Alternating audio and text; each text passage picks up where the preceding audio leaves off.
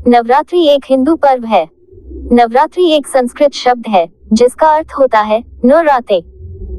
इन 9 रातों और 10 दिनों के दौरान शक्ति देवी के 9 रूपों की पूजा की जाती है। 10वां दिन दशहरा के नाम से प्रसिद्ध है। नवरात्रि वर्ष में 4 बार आता है। पौष, चैत्र, आषाढ़, अश्विन प्रतिपदा से नवमी तक मनाया जाता है।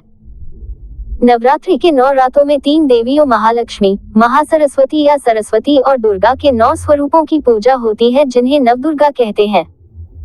इन 9 रातों और 10 दिनों के दौरान शक्ति देवी के 9 रूपों की पूजा की जाती है। दुर्गा का मतलब जीवन के दुख को हटाने वाली होता है। नवरात्रि एक महत्वपूर्ण प्रमुख त्योहार है जिसे पूरे भारत में महान उत्साह के साथ मनाया जाता है। 9 देवियां हैं। शैलपुत्री इसका अर्थ पहाड़ों की पुत्री होता है। ब्रह्मचारिणी इसका अर्थ ब्रह्मचारिणी। चंद्रघंटा इसका अर्थ चांद की तरह चमकने वाली। कूष्मांडा इसका अर्थ पूरा जगत उनके पैर में है। स्कंदमाता इसका अर्थ कार्तिक स्वामी की माता। कात्यायनी इसका अर्थ कात्यायन आश्रम में जन्मी। कालरात्रि इसका अर्थ काल का नाश करने वाली। महागौरी इसका अर्थ सफेद रंग वाली माँ। सिद्धिदात्री इसका अर्थ सर्व सिद्धि देने वाली। शक्ति की उपासना का पर्व शारदीय नवरात्र प्रतिपदा से नवमी तक निश्चित 9 तिथि, 9 नक्षत्र, 9 शक्तियों की नवधा भक्ति के साथ सनातन काल से मनाया जा रहा है। सर्वप्रथम श्री रामचंद्र जी ने इस शारदीय नवरात्रि पूजा का प्रारंभ समुद्र तट पर किया था और उसके बाद 10वें दिन लंका विजय के लिए प्रस्थान किया और विजय प्राप्त की। तब से असत्य, अधर्म पर सत्य, धर्म की जीत का पर्व दशहरा मनाया जाने लगा। आदिशक्ति के हर रूप की नवरात्र के 9 दिनों में क्रमशः अलग अलग पूजा की जाती है। माँ दुर्गा की 9वीं शक्ति का नाम सिद्धिदात्री है। ये सभी प्रकार की सिद्धियां देने वाली हैं। इनका वाहन सिंह है और कमल पुष्प पर ही आसीन होती हैं। नवरात्रि के 9वें दिन इनकी उपासना की जाती है। नवदुर्गा और 10 महाविद्याओं में काली ही प्रथम प्रमुख हैं। भगवान शिव की शक्तियों में उग्र और सौम्य, 2 रूपों में अनेक रूप धारण करने वाली 10 महाविद्या अनंत सिद्धियां प्रदान करने में समर्थ हैं। 10वें स्थान पर कमला वैष्णवी शक्ति है जो प्राकृतिक संपत्तियों की अधिष्ठात्री देवी लक्ष्मी है। देवता, मानव, दानव सभी इनकी कृपा के बिना पंगु हैं, इसलिए आगम निगम दोनों में इनकी उपासना समान रूप से वर्णित है। सभी देवता, राक्षस, मनुष्य, गंधर्व इनकी कृपा प्रसाद के लिए लालायित रहते हैं। नवरात्रि भारत के विभिन्न भागों में अलग ढंग से मनाई जाती है। गुजरात में इस त्योहार को बड़े पैमाने से मनाया जाता है। गुजरात में नवरात्रि समारोह डांडिया और गरबा के रूप में जान पड़ता है। ये पूरी रात भर चलता है। डांडिया का अनुभव बड़ा ही असाधारण है। देवी के सम्मान में भक्ति प्रदर्शन के रूप में गरबा आरती से पहले किया जाता है और डांडिया समारोह उसके बाद। पश्चिम बंगाल के राज्य में बंगालियों के मुख्य त्योहारों में दुर्गा पूजा बंगाली कैलेंडर में सबसे अलंकृत रूप में उभरा है। इस अद्भुत उत्सव का जश्न नीचे दक्षिण माइसोर के राजसी क्वार्टर को पूरे महीने प्रकाशित करके मनाया जाता है। नवरात्रि के पहले 3 दिन देवी दुर्गा की पूजा करने के लिए समर्पित किए गए हैं। ये पूजा उसकी ऊर्जा और शक्ति की जाती है। प्रत्येक दिन दुर्गा के एक अलग रूप को समर्पित है। त्योहार के पहले दिन बालिकाओं की पूजा की जाती है। दूसरे दिन युवती की पूजा की जाती है। तीसरे दिन जो महिला परिपक्वता के चरण में पहुंच गई है उसकी पूजा की जाती है। देवी दुर्गा के विनाशकारी पहलू सब बुराई प्रवृत्तियों पर विजय प्राप्त करने की प्रतिबद्धता के प्रतीक है। व्यक्ति जब अहंकार, क्रोध, वासना और अन्य पशु प्रवृत्ति की बुराई प्रवृत्तियों पर विजय प्राप्त कर लेता है, वह एक शून्य का अनुभव करता है। ये शून्य आध्यात्मिक धन से भर जाता है। प्रयोजन के लिए व्यक्ति सभी भौतिकवादी, आध्यात्मिक धन और समृद्धि प्राप्त करने के लिए देवी लक्ष्मी की पूजा करता है।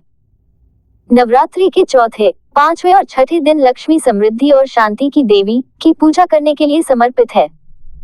शायद व्यक्ति बुरी प्रवृत्तियों और धन पर विजय प्राप्त कर लेता है, पर वह भी सच्चे ज्ञान से वंचित है। ज्ञान एक मानवीय जीवन जीने के लिए आवश्यक है, भले ही वह सत्ता और धन के साथ समृद्ध है। इसलिए नवरात्रि के 5वें दिन देवी सरस्वती की पूजा की जाती है। सभी पुस्तकों और अन्य साहित्य सामग्रियों को एक स्थान पर इकट्ठा कर दिया जाता है और एक दिया देवी आह्वान और आशीर्वाद लेने के लिए देवता के सामने जलाया जाता है। 7वें दिन कला और ज्ञान की देवी सरस्वती की पूजा की है। प्रार्थनाएं आध्यात्मिक ज्ञान की तलाश के उद्देश्य के साथ की जाती हैं। 8वें दिन पर एक यज्ञ किया जाता है। ये एक बलिदान है जो देवी दुर्गा को सम्मान तथा उनको विदा करता है। 9वां दिन नवरात्रि समारोह का अंतिम दिन है। यह महानवमी के नाम से भी जाना जाता है। इस दिन पर कन्या पूजन होता है। उन नौजवान लड़कियों की पूजा होती है जो अभी तक यौवन की अवस्था तक नहीं पहुंची है। इन 9 लड़कियों को देवी दुर्गा के 9 रूपों का प्रतीक माना जाता है। लड़कियों का सम्मान तथा स्वागत करने के लिए उनके पैर धोए जाते हैं। पूजा के अंत में लड़कियों को उपहार के रूप में नए कपड़े पेश किए जाते हैं। नवरात्रि यानी सौंदर्य के मुखरित होने का पर्व। नवरात्रि यानी उमंग से खिल खिल जाने का पर्व। कहते हैं 9 दिनों तक दैवीय शक्ति मनुष्य लोक के भ्रमण के लिए आती है। इन दिनों की गई उपासना आराधना से देवी भक्तों पर प्रसन्न होती है। लेकिन पुराणों में वर्णित है कि मात्र श्लोक मंत्र उपवास और हवन से देवी को प्रसन्न नहीं किया जा सकता। इन दिनों 2 से लेकर 5 वर्ष तक की नन्ही कन्याओं के पूजन का विशेष महत्व है। 9 दिनों तक इन नन्ही कन्याओं को सुंदर गिफ्ट्स देकर इनका दिल जीता जा सकता है। इनके माध्यम से नवदुर्गा को भी प्रसन्न किया जा सकता है।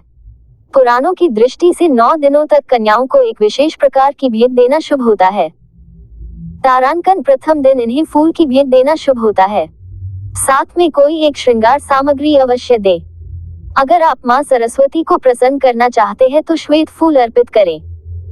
अगर आपके दिल में कोई भौतिक कामना है तो लाल पुष्प देकर इन्हें खुश करें। उदाहरण के लिए गुलाब, चंपा, मोगरा, गेंदा, गुड़हल।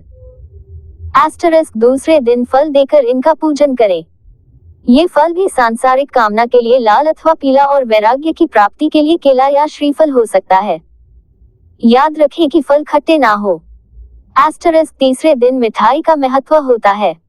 इस दिन अगर हाथ की बनी खीर, हलवा या केसरिया चावल बनाकर खिलाए जाएं तो देवी प्रसन्न होती है। * चौथे दिन इन्हें वस्त्र देने का महत्व है, लेकिन सामर्थ्य अनुसार रुमाल या रंग बिरंगे रिबन दिए जा सकते हैं। तारांकन 5वें दिन देवी से सौभाग्य और संतान प्राप्ति की मनोकामना की जाती है। अतः कन्याओं को 5 प्रकार की श्रृंगार सामग्री देना अत्यंत शुभ होता है। इनमें बिंदिया, चूड़ी, मेहंदी, बालों के लिए क्लिप्स, सुगंधित साबुन, काजल, नेल पॉलिश, टिल्कम पाउडर इत्यादि हो सकते। * छठे दिन बच्चियों को खेल सामग्री देना चाहिए। आजकल बाजार में खेल सामग्री की अनेक वैरायटी उपलब्ध है। पहले यह रिवाज पांचे, रस्सी और छोटे मोटे खिलौनों तक सीमित था। अब तो ढेर सारे विकल्प मौजूद है। तारांकन 7वां दिन मां सरस्वती के आह्वान का होता है। अतः इस दिन कन्याओं को शिक्षण सामग्री दी जानी चाहिए। आजकल स्टेशनरी बाजार में विभिन्न प्रकार के pen, sketch pen, pencil, copy, drawing books, compass, water bottle, colour box, lunch box उपलब्ध है। * 8वां दिन नवरात्रि का सबसे पवित्र दिन माना जाता है। इस दिन अगर कन्या का अपने हाथों से श्रृंगार किया जाए तो देवी विशेष आशीर्वाद देती है। इस दिन कन्या के दूध से पैर पूजने चाहिए। पैरों पर अक्षत, फूल और कुमकुम लगाना चाहिए। इस दिन कन्या को भोजन कराना चाहिए और यथासामर्थ्य कोई भी भेंट देनी चाहिए। हर दिन कन्या पूजन में दक्षिणा अवश्य दे। * 9वें दिन खीर, ग्वारफली और दूध में गूंथी पूरियां कन्या को खिलानी चाहिए। उसके पैरों में महावर और हाथों में मेहंदी लगाने से देवी पूजा संपूर्ण होती है। अगर आपने घर पर हवन का आयोजन किया है तो उसके नन्हे हाथों से उसमें समिधा अवश्य डलवाएं। उसे इलायची और पान का सेवन कराएं। इस परंपरा के पीछे मान्यता है कि देवी जब अपने लोक जाती है तो उसे घर की कन्या की तरह ही विदा किया जाना चाहिए। अगर सामर्थ्य हो तो 9वें दिन लाल चुनर कन्याओं को भेंट में दें। उन्हें दुर्गा चालीसा की छोटी पुस्तकें भेंट करें। गरबा के डांडिया और चनिया चोली दिए जा सकते हैं। इन सारी रीतियों के अनुसार पूजन करने से देवी प्रसन्न होकर वर्ष भर के लिए सुख, समृद्धि, यश, वैभव, कीर्ति और सौभाग्य का वरदान देती है। नवरात्रि उत्सव देवी अम्बा, विद्युत का प्रतिनिधित्व है। वसंत की शुरुआत और शरद ऋतु की शुरुआत जलवायु और सूरज के प्रभावों का महत्वपूर्ण संगम माना जाता है। इन 2 समय मां दुर्गा की पूजा के लिए पवित्र अवसर माने जाते हैं। त्योहार की तिथियां चंद्र कैलेंडर के अनुसार निर्धारित होती हैं।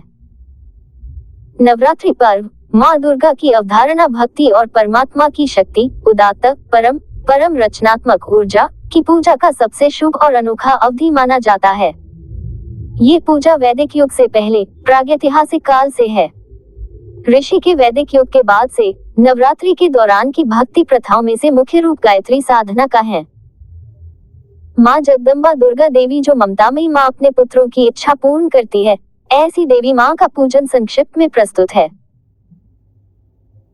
सबसे पहले आसन पर बैठकर जल से 3 बार शुद्ध जल से आचमन करें। ओम केशवाय नमः, ओम माधवाय नमः, ओम नारायणाय नमः। फिर हाथ में जल लेकर हाथ धो लें। हाथ में चावल एवं फूल लेकर अंजूरी बांधकर दुर्गा देवी का ध्यान करें। आगच्छ त्वं महादेवी स्थाने चात् स्थिरा भव, यावत् पूजा करिष्यामि तावत् त्वं सन्निधो भव। श्री जगदम्बे दुर्गा देव्यै नमः। दुर्गा देवी आवाहयामि, फूल चावल चढ़ाएं। श्री जगदम्बे दुर्गा देव्यै नमः। आसनार्थे पुष्पाणि समर्पयामि, भगवती को आसन दे। श्री दुर्गा देव्यै नमः। पाद्यम, अर्घ्य, आचमन, स्नानार्थ जल समर्पयामि, आचमन ग्रहण करें। श्री दुर्गा देवी दुग्धम समर्पयामि, दूध चढ़ाएं। श्री दुर्गा देवी दही समर्पयामि, दही। श्री दुर्गा देवी घृत समर्पयामि, घी चढ़ाएं। श्री दुर्गा देवी मधु समर्पयामि, शहद। श्री दुर्गा देवी शर्करा समर्पयामि, शक्कर। श्री दुर्गा देवी पंचामृत समर्पयामि, पंचामृत चढ़ाएं। श्री दुर्गा देवी गंधोदक समर्पयामि, गंध चढ़ाएं। श्री दुर्गा देवी शुद्धोदक स्नानम समर्पयामि, जल। आचमन के लिए जल लें। श्री दुर्गा देवी वस्त्रम समर्पयामि, वस्त्र, उपवस्त्र चढ़ाएं। श्री दुर्गा देवी सौभाग्य सूत्रम समर्पयामि, सौभाग्य सूत्र चढ़ाएं। श्री दुर्गा देव्यै पुष्पमालाम समर्पयामि, फूल, फूलमाला, बिल्वपत्र, दूर्वा चढ़ाएं। श्री दुर्गा देव्यै नैवेद्यम निवेदयामि। इसके बाद हाथ धोकर भगवती को भोग लगाएं। श्री दुर्गा देव्यै फलम समर्पयामि, फल चढ़ाएं। तांबुल, सुपारी, लौंग, इलायची चढ़ाएं। श्री दुर्गा देव्यै तांबूलम समर्पयामि। माँ दुर्गा देवी की आरती करें। यही देवी पूजा की संक्षिप्त विधि है। पलंका युद्ध में ब्रह्माजी ने श्री राम से रावण वध के लिए चंडी देवी का पूजन कर देवी को प्रसन्न करने को कहा और बताए अनुसार चंडी पूजन और हवन हेतु दुर्लभ 108 नीलकमल की व्यवस्था की गई। वहीं दूसरी ओर रावण ने भी अमरता के लोक में विजय कामना से चंडी पाठ प्रारंभ किया। ये बात इंद्रदेव ने पवन देव के माध्यम से श्री राम के पास पहुंचाई और परामर्श दिया कि चंडी पाठ यथासंभव पूर्ण होने दिया जाए। इधर हवन सामग्री में पूजा स्थल से एक नीलकमल रावण की मायावी शक्ति से गायब हो गया और राम का संकल्प टूटता सा नजर आने लगा। भय इस बात का था कि देवी मां रुष्ट न हो जाए। दुर्लभ नीलकमल की व्यवस्था तत्काल असंभव थी। तब भगवान राम को सहज ही स्मरण हुआ कि मुझे लोग कमलनयन नवकंच लोचन कहते हैं, तो क्यों न संकल्प पूर्ति हेतु एक नेत्र अर्पित कर दिया जाए। और प्रभु राम जैसे ही तूणीर से एक बाण निकालकर अपना नेत्र निकालने के लिए तैयार हुए, तब देवी ने प्रकट हो हाथ पकड़कर कहा, राम मैं प्रसन्न हूँ, और विजयश्री का आशीर्वाद दिया। वहीं रावण के चंडी पाठ में यज्ञ कर रहे ब्राह्मणों की सेवा में ब्राह्मण बालक का रूप धरकर हनुमान जी सेवा में जुट गए। निस्वार्थ सेवा देखकर ब्राह्मणों ने हनुमान जी से वर मांगने को कहा। इस पर हनुमान ने विनम्रता पूर्वक कहा, प्रभु आप प्रसन्न हैं तो जिस मंत्र से यज्ञ कर रहे हैं उसका एक अक्षर मेरे कहने से बदल दीजिए। ब्राह्मण इस रहस्य को समझ नहीं सके और तथास्तु कह दिया। मंत्र में जया देवी भूर्तिहरिणी में हक के स्थान पर क उच्चारित करें, यही मेरी इच्छा है। भूर्तिहरिणी यानी कि प्राणियों की पीड़ा हरने वाली और करणी का अर्थ हो गया प्राणियों को पीड़ित करने वाली, जिससे देवी रुष्ट हो गई और रावण का सर्वनाश करवा दिया। हनुमान जी महाराज ने श्लोक में हक की जगह क करवाकर रावण के यज्ञ की दिशा ही बदल दी। इस पर्व से जुड़ी एक अन्य कथा अनुसार देवी दुर्गा ने एक भैंस रूपी असुर अर्थात महिषासुर का वध किया था। पौराणिक कथाओं के अनुसार महिषासुर के एकाग्र ध्यान से बाध्य होकर देवताओं ने उसे अजय होने का वरदान दे दिया। उसको वरदान देने के बाद देवताओं को चिंता हुई कि वह अब अपनी शक्ति का गलत प्रयोग करेगा और प्रत्याशित प्रतिफल स्वरूप महिषासुर ने नरक का विस्तार स्वर्ग के द्वार तक कर दिया और उसके इस कृत्य को देख देवता विस्मय की स्थिति में आ गए। महिषासुर ने सूर्य, इंद्र, अग्नि, वायु, चंद्रमा, यम, वरुण और अन्य देवताओं के सभी अधिकार छीन लिए हैं और स्वयं स्वर्गलोक का मालिक बन बैठा। देवताओं को महिषासुर के प्रकोप से पृथ्वी पर विचरण करना पड़ रहा है। तब महिषासुर के इस दुस्साहस से क्रोधित होकर देवताओं ने देवी दुर्गा की रचना की। ऐसा माना जाता है कि देवी दुर्गा के निर्माण में सारे देवताओं का एक समान बल लगाया गया था। महिषासुर का नाश करने के लिए सभी देवताओं ने अपने अपने अस्त्र देवी दुर्गा को दिए थे और कहा जाता है कि इन देवताओं के सम्मिलित प्रयास से देवी दुर्गा और बलवान हो गई थी। इन 9 दिन देवी महिषासुर संग्राम हुआ और अंततः महिषासुर वध कर महिषासुर मर्दनी कहलाई। चौमासे में जो कार्य स्थगित किए गए होते हैं, उनके आरंभ के लिए साधन इसी दिन से जुटाए जाते हैं। क्षत्रियों का ये बहुत बड़ा पर्व है। इस दिन ब्राह्मण सरस्वती पूजन तथा क्षत्रिय शस्त्र पूजन आरंभ करते हैं। विजयादशमी या दशहरा एक राष्ट्रीय पर्व है, अर्थात आश्विन शुक्ल दशमी को सांकाल तारा उदय होने के समय विजयकाल रहता है। कल ये सभी कार्यों को सिद्ध करता है। आश्विन शुक्ल दशमी पूर्वविद्या निषिद्ध, परविद्या शुद्ध और श्रवण नक्षत्र युक्त सूर्योदय व्यापिनी सर्वश्रेष्ठ होती है।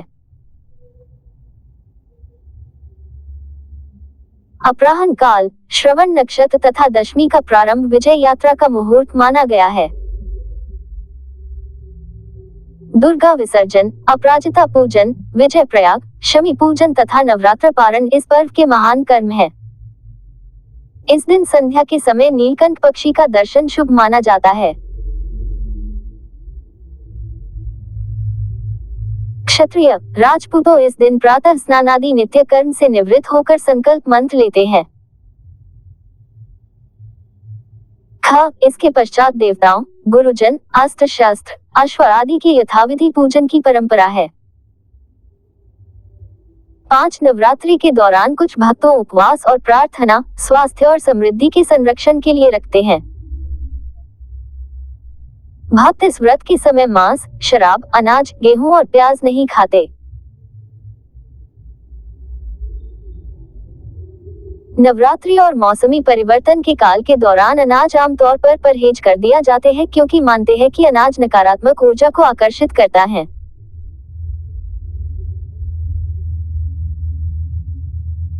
नवरात्रि आत्मनिरीक्षण और शुद्धि का अवधि है और पारंपरिक रूप से नए उद्यम शुरू करने के लिए एक शुभ और धार्मिक समय है।